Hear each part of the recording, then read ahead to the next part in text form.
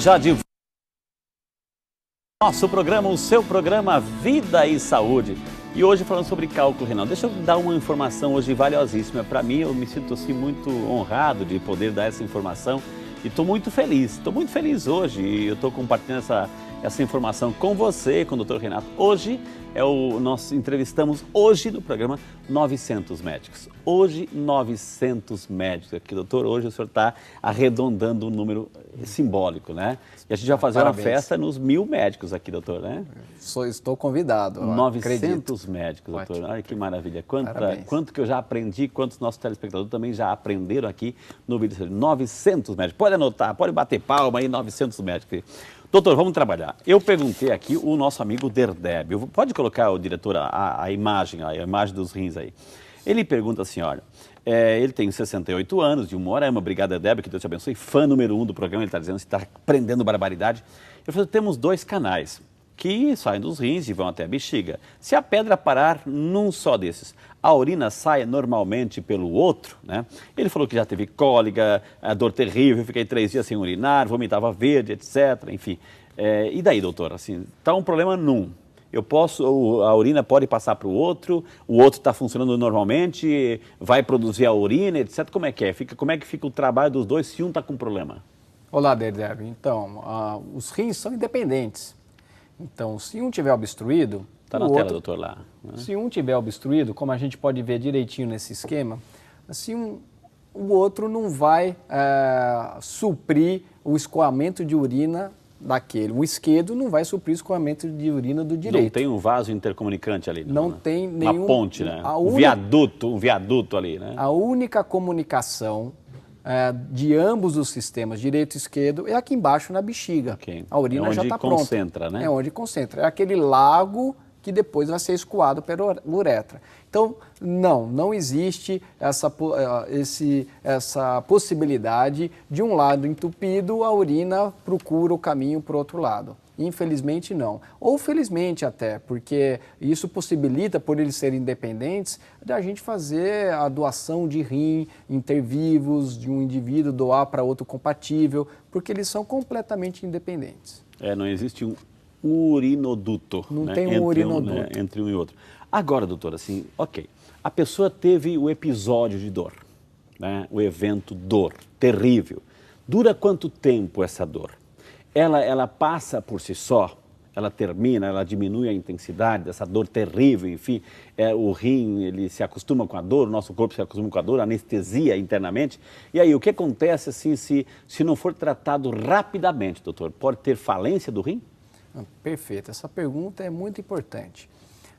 Da mesma maneira que eu falei no começo, que a dor é um sinal de alerta de que alguma coisa está errada no escoamento de urina, por isso ela é forte, por isso o rim é um órgão vital. Então é bom nós termos a cólica de rim para saber que tem alguma coisa obstruindo o fluxo de urina. Mas a gente tem alguns mecanismos dentro do rim que após 48 horas de uma obstrução completa, ou seja, 2 dias de obstrução completa, certo? A dor começa a diminuir. Essa dor diminui porque o rim começa a parar de produzir urina, então diminui a pressão. E existem também a liberação de algumas outras substâncias que acomodam um pouco melhor essa urina já parada no rim. Agora, se houver uma obstrução que a gente chama de intermitente, obstrui, daí passa um pouquinho de urina, obstrui de novo, passa um pouquinho de urina. Essa intermitente, ele pode ficar dias tendo cólica, que esse mecanismo de obstrução completa, de 48 horas, nunca se ativa. Então o indivíduo pode ter pedrinha, entupiu aqui em cima, cólica, pressão aumentou, jogou a pedrinha embaixo, ele teve uma melhora de umas 6 horas, de novo entupiu, fica mais outro episódio de cólica, então ele pode ser recidivante. Mas uma obstrução completa, em 48 horas, começa a ter um mecanismo de ajuste perigoso, porque está dizendo que já tem 48 horas de obstrução. O rim está dizendo assim, doutor, já que não estão fazendo nada por mim, eu desisto, é isso? Então, ele se acomoda. E é completamente irreversível. Ou seja, esse se acomodar, o que significa? Para a função? Ele para de produzir urina naquele momento. porque ele está percebendo que a dilatação está tão grande que ele faz um reflexo de diminuir a dilatação, a pressão dentro dos cálices e dentro dos túbulos que produzem a urina. Então, para diminuir a pressão, ele para de emitir o fluxo. E lá vai continuar passando sangue, etc., né? E ele vai O rim está vivo, o rim está vivo, mas ele parou de produzir urina. Se desobstruído, ele voltará a produzir urina. Agora, se ele ficar semanas obstruído, ele começa a ter danos irreversíveis. Olha só. Ou seja, quando desobstruído, pode ser que ele não vai trabalhar com 100% da força que ele tinha antes. Vai perder função. Esse é o perigo. Ele perde a função dele, vai perdendo gradativamente a função dele. Doutor. Daí você perde um rim, esse rim começa a ficar fraco, depende de outro, ele desenvolve outro cálculo, começa a perder função, e aí é o que a gente vê do tratamento tardio dos cálculos obstrutivos. O indivíduo fica refém de métodos para filtrar o sangue. Isso é triste. Diálise. É o tratamento tardio. Muito bem, doutor. É por isso que nessa hora precisa, assim, essa litotripsia, doutor, precisa de tratamento urgente, essa força-tarefa para desobstruir. O mais importante, eu nem me preocupo em casos de cálculo com dor, geralmente o indivíduo está 2, 3 dias com muita dor. O que eu me preocupo é em manter o fluxo urinário. Eu quero desobstruir essa unidade renal, esse rim. Não estou nem preocupado em tirar pedra nesse momento. Eu quero que o rim volte a formar urina, desinflame, esfrie, que a gente chama todo o contexto, o paciente melhora da dor, a urina volta a fluir normalmente e daí nós programamos para retirar o cálculo. Seja por litotripsia, aquele bombardeamento que eu expliquei, seja por endoscopia, onde se coloca um endoscópio bem fininho no orifício natural, na uretra, ou do homem ou da mulher. A gente entra na bexiga, acha aquele buraquinho onde sai o ureter, entra dentro do ureter, acha a pedrinha, olhando tudo isso na televisão, com endoscópio. Colocamos uma fibra de ótica, e essa fibra de ótica é ligada numa fonte de energia, que no caso é o laser mesmo. E esse laser quebra a pedrinha lá dentro, pulveriza em pedacinhos pequenos. Eu posso até tirar o pedacinho com uma garrinha especial e daí livramos, tiramos a pedra do ureter que estava obstruído. Então, tanto a litotripsia como a endoscopia. Uma quebra e espera sair e a outra tira ativamente o cálculo. Lembrando que isso ok, resolveu aquele problema, mas se a pessoa também não tiver métodos preventivos, etc., e não cuidar um pouquinho da sua saúde, pode novamente formar outros cálculos. E aí o procedimento se repete outras e tantas vezes. Perfeito. Quem opera para tirar um cálculo não está promovendo cura, está promovendo o tratamento da consequência da formação de pedra. Quem faz prevenção de uma nova pedra para se formar está promovendo cura. Isso é importante, importante. Agora, a dona Nair de Castro Brandão Silva, de Bom Jesus, do Itabaporana, no Rio de Janeiro. Obrigado, dona Nair, que Deus abençoe a senhora. Ela falou assim, doutora, dona Nair, fica tranquila, se chegou na bexiga, fica tranquila, viu? Fica tranquila que aí já é a solução. Porque o cálculo não é formado na bexiga, o cálculo é formado no rim. Porque a pergunta dela, como se cria cálculo dentro da bexiga? Não se cria, doutora. Se cria somente em algumas situações.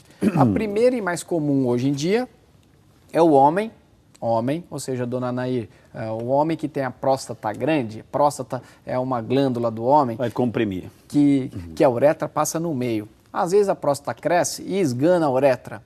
Então, quando ele for fazer xixi, nunca sai toda a urina. Então, sempre fica urina velha, retida na bexiga. E aquela urina é igual aquele copo de Nescau que a gente deixa em cima, um copo de achocolatado que a gente deixa em cima da pia. No dia seguinte a gente olha, o leite está clarinho e um monte de chocolate embaixo. Então a urina parada vai depositar os sais e vai formar pedra naquele indivíduo, homem, com próstata grande que não consegue esvaziar a bexiga. Certo? Então são circunstâncias hoje bem pontuais. Ô doutor, aliás, toda a pergunta que é importantíssima no vídeo de saúde. A Renata Maria Alves Carneiro, de São Gonçalo do Sapucaí, Minas Gerais. Obrigado, Renata. Deus te abençoe, viu? Fiz exames o ano passado, deu cisto no rim. O direito está funcionando 17,04 e o esquerdo 82,96. É grave? O que eu posso comer? Este ano deu 2 vezes infecção da urina. É normal? O que eu tenho? Pergunta nossa amiga Renata. Eu gostaria que falasse isso, doutor, e explicasse para nós o que é uma infecção na urina também. Perfeito. Então veja bem, cisto no rim. Cisto, dependendo do cisto, ele é classificado de 1 a 4, mas geralmente o cisto classificado como 1, dona Anaís, ela é um cisto benigno, não tem nenhum tipo de problema, não exige nenhum tipo de tratamento específico para ele. Essa porcentagem que você mencionou, que um rim está 17%, outro rim está 80 e poucos por cento, e eu interpreto como se fosse um estudo de cintilografia, mostrando a função dos 2 rins. Veja, 17% de um rim, alguma coisa aconteceu, porque o outro está trabalhando quase o dobro, certo? Os 2 rins tinham que trabalhar 50% e 50%, certo? E os 2, um trabalhando 50%, outro trabalhando 50%, todos dão conta do recado. Quando um está 17% e o outro está 82%, quer dizer que aconteceu alguma coisa com um rim, certo? Que fez com que ele perdesse a capacidade de filtração. E essa capacidade, 82% dela, é feita por rim contralateral. Se a função do outro rim estiver ok, não se preocupe. 17% em um rim ainda é uma função que nós preservamos esse rim, não pensamos em tirar. Infecção de urina pode causar essa perda de função? Pode, são as pielonefrites. Pielonefrite é a infecção do rim, aqui em cima, diferente da cistite, que é a infecção aqui embaixo, na bexiga. Então, as duas são infecções de urina, uma alta, uma baixa. Uma infecção, o que é? Bactéria, doutor? O que é? Exato. O que é infecção? Olha, infecção no trato urinário bacteriana. 85% das vezes tem um nome. É uma bactériazinha presente no nosso corpo que chama Escherichia coli, Escherichia coli vem escrito, tá? Ou simplesmente E. coli, quando a gente pede exame de cultura. Essa bactéria consegue entrar dentro do trato urinário, da bexiga, ali ela se segura, começa a se reproduzir e invade o carpete, o nosso urotélio. E aí, depois da invasão, classifica uma infecção de urina. Sintomas super comuns, ardor, toda hora vai no banheiro fazer xixi, parece sempre que a bexiga tá cheia, vai fazer xixi, sai 2, 3 gotinhas, às vezes sangra. Mulher se queixa muito disso, toda hora às vezes impacta no trabalho, porque toda hora tem que fazer xixi, mas não tem febre, essa aqui de baixo. Porém, a bactéria que chega na bexiga, ela pode ir escalando. E vai pelo ureter? Vai por ureter, via ascendente e chega no rim. Danadinha, hein, doutor? Danadinha. E existe tipos de bactérias que são craques para fazer isso. E quando ela chega no rim, ela causa uma infecção num ambiente muito mais vascularizado. Claro, aí porque o rim está muito perto dos grandes vasos, filtra. Daí forma a pielonefrite. O indivíduo fica com dor, febre e cara de doente. Está toxemiado, fica branco, cansadão. Você presta atenção no indivíduo. Esse daqui realmente está com uma doença que eu preciso prestar atenção. É muito mais grave a pielonefrite do que a cistite. Um dado interessante é, se você tiver cistite de repetição, ou seja, uma atrás da outra, depois de umas 10 cistites, você vai ter uma pielonefrite. É um dado meio, para quem tem cistite de repetição, tem que ir no médico, porque eventualmente vai ter uma pielonefrite. E ninguém quer isso, quer prevenir isso. Que coisa, quanta informação, gente. Como a gente aprende aqui, viu? Doutor, a Francisca Terezinha de Melo, Junqueira, Vaz de São Paulo, capital. Obrigado, dona Terezinha. Quando a urina está muito escura e avermelhada, pode ser algum problema? Ou seja, eu vou tentar aqui, né? É claro, quando a gente acorda de manhã, primeiro jato de urina, primeira urina, ela tá mais amarelada porque a noite inteira a gente não teve atividade nenhuma, não tomou água, então está concentrada. Então, agora, durante o dia não pode ficar avermelhada, amarelada, temos que tomar água. Quanto mais branquinha, mais cor da água fica, melhor para a urina, significa que o rim tem água suficiente para fazer a sua função, né? Tá certo, doutor? Perfeitamente, perfeitamente. Posso prescrever? À vontade. Doutora, então, mas assim, durante o dia, fica avermelhada, amarelada, doutor? Urina laranja concentrada é uma coisa. Urina vermelhada é um sinal de alerta. Então, dona Terezinha, perceber muito bem a cor dessa urina, certo? E ótimo, se está com alguma dúvida na questão da coloração da urina, teve dor, está achando que está alguma coisa fora do seu normal, não hesite em procurar uma atenção médica para fazer um exame de urina. É um exame muito simples. Urina-se num frasquinho e vamos contar o quanto tem de célula do sangue, quanto que tem célula inflamatória, se tem realmente somente uma questão de supersaturação, basta tomar água. Então assim, percebeu que alguma coisa está fora do normal, não fique aí batendo a cabeça não. Procure ajuda médica porque o exame é fácil, tá bom? Daí a gente tira as dúvidas. Agora, não significa que vai fazer o xixi uma vez só, que vai estar amarelada, meio avermelhada, que vai correr para o médico. Exato. Doutor, digamos, a medicina pede quantas vezes? Ou seja, urinou hoje, agora está amarelada. Depois de uma hora tomou água, etc., comeu, se alimentou, porque a alimentação também tem cores, né, doutor? Está avermelhada de novo. Depois, quando é que a gente tem que se... dias ou quantidade de urina? Guardem isso. Urina vermelha sempre não é normal. A cor de realmente aquela água de carne ou um laranja um pouco avermelhado, independente se você comeu beterraba ou não, urina avermelhada é luz amarela. Tem que saber o porquê. Existem perdas sanguíneas relacionadas com exercício físico, com o uso de o sangue na urina? Exato, o sangue na urina, com exercício físico, uso de remédios tipo anti-inflamatórios, ou seja, coisas completamente benignas. Porém, a gente tem que desconfiar, urina avermelhada, sangue. Urina concentrada, alaranjada, é diferente, é muito notório. Quem urina vermelho, imediatamente percebe a diferença, porque quem já não urinou concentrado na vida? Quando muda o tom, a gente fala, opa, tem alguma coisa diferente. Que mudou o tom uma vez só ou mudou o tom várias vezes durante o dia? Veja... o mesmo tom durante o dia? Obviamente, se isso repetir mais uma vez, de manhã, tarde e à noite, ou hoje, amanhã, depois de amanhã... É um sinal de alerta. É um sinal de alerta que tem alguma coisa realmente se mantendo. Né? Agora, uma coisa ocasional, fui fazer uma trilha de mountain bike, ou, sei lá, fui fazer um treino de jiu-jitsu, isso é comum, viu? Por isso que eu estou te dando essas informações. Okay. E tomei uma pancada, urina, ficou um pouco concentrado, tem traços de sangue no exame de urina qualquer, a gente pode explicar. Agora, se uma coisa se mantém, tem que ser investigado. Ô doutor, o senhor falou assim uma coisa assim, levei uma pancada. A gente sabe que existe exercício aí, então... Mas assim, essas pancadas, doutor, essas lutas livres, etc., que a gente vê, esses pancadão aí, doutor, assim, que a pessoa bate e pontapé e dá soco ali, isso também é na região do fígado, a região de rim, doutor. Isso está prejudicando, doutor?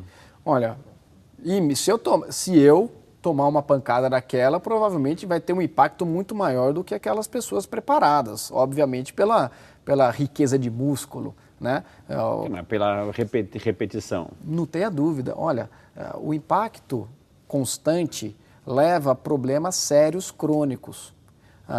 Tem agora estudos bem recentes dizendo que jogador de futebol americano, aquele jogo que tem um monte de gente de capacete, forte, que bate capacete para conquista de território, tem vários estudos sérios mostrando que a incidência de Alzheimer e Parkinson nesses indivíduos é enorme. Vejam o Muhammad Ali. Boxe, etc. Né? O Muhammad Ali, UFC. De tanto que ele lutou, ele teve Parkinson e faleceu por isso. Olha que interessante, gente. Isso tem consequências, né? Tudo que a gente agride um órgão tem consequência na frente, enfim. Nós vamos chamar um intervalo, na sequência temos mais um bloco. O doutor vai dar aquelas dicas fantásticas, é claro, a gente vai ler algumas perguntas e vamos rezar juntos com você. Então não sai daí, agora vem a melhor parte, então não sai daí. E saúde é seu, volta já só para você.